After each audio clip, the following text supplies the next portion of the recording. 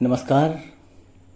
राजनीति शास्त्र के इस कार्यक्रम में आज हम आपको फिर पिछले क्लास की चर्चा से आगे ले चलते हैं। पिछली कक्षा में हमने आपको बताया था तुलनात्मक राजनीति के जो अध्ययन के उपागम हैं उसके एक उपागम राजनीतिक व्यवस्था विश्लेषण उपागम की चर्चा हमने की थी। विश्वास है आपको पसंद आया होगा। आज हम आपको उसी कड़ी में एक दूसरे उपागम यानी संरचनात्मक कार्यात्मक उपागम पर चर्चा करेंगे।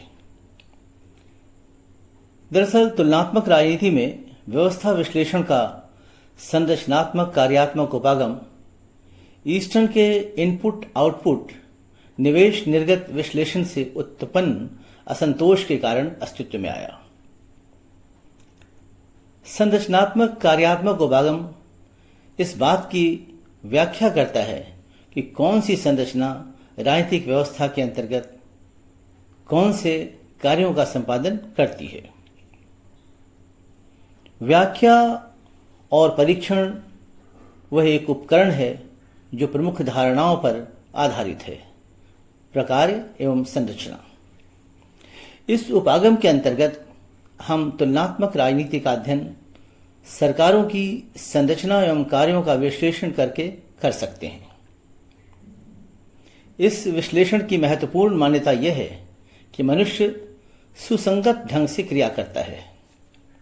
इसका मतलब यह है कि वह अपनी भूतकालीन क्रियाओं को दोहराता रहता है। इस अंतःक्रिया को एक सीमा के बाद दोहराया जाता है, तब इसके परिणाम स्वरूप संरचनाओं की उत्पत्ति होती है। संरचनात्मक कार्यात्मक उपागम की दिशा में सबसे महत्वपूर्ण योगदान आमंड का है। आमंड राजनीतिक व्यवस्था के प्रकार्यात्मक सिद्धांत की तलाश में है। इस विश्लेषण पद्धति का सबसे पहले विकास जैविक तथा तांत्रिक विज्ञानों में हुआ। सामाजिक विज्ञानों में सबसे पहले इसे मानव विज्ञान एंथ्रोपोलॉजी के अध्ययन में अपनाया गया। इसके बाद इसमें कुछ बदलाव करके पार्सन्स तथा मेरियम लेवी ने समाजशास्त्रीय विश्लेषण की एक पद्धति के रूप में अपनाया। आमंड के अनुसार राजनीतिक व्यवस्था जितनी विकसित होगी उसकी संरचना भी उतनी ही खास होगी।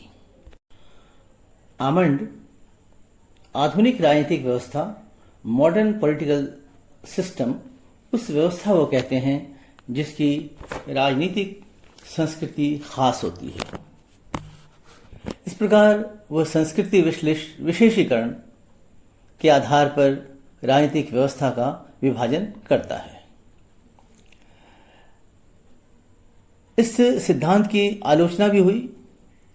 आलोचकों ने इसकी आलोचना में बहुत कुछ कहा और इसकी आलोचना करते हुए कहा जाता है कि यह उपागम परिवर्तन विरोधी है, यानी चेंज नहीं चाहता है, यथास्थितिवाद का समर्थक है, विरोधी है परिवर्तन का तथा यह गत्यात्मकता के स्थान पर यथास्थितिवाद का समर्थक है।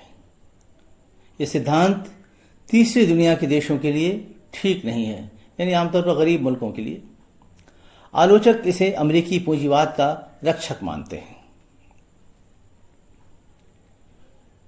इन कमियों के बावजूद विश्लेषण में इस उपागम का महत्व कम नहीं हो जाता। इस बात से इनकार नहीं किया जा सकता कि तुलनात्मक राजनीति को परंपरागत जकड़नों से मुक्त कर एक नवीन गत्यात्मक अनुशासन बनाने की शुरुआत संरचनात्मक कार्यात्मक उपागम द्वारा ही हुई। इस पाठ को सुन के आपको कैसा लगा आप ज़रूर बताएं। हमारे इस चैनल को सब्सक्राइब कर दें, अपने कमेंट ज़रूर बताएं और हमें कुछ सुधार के सुझाव भी दें।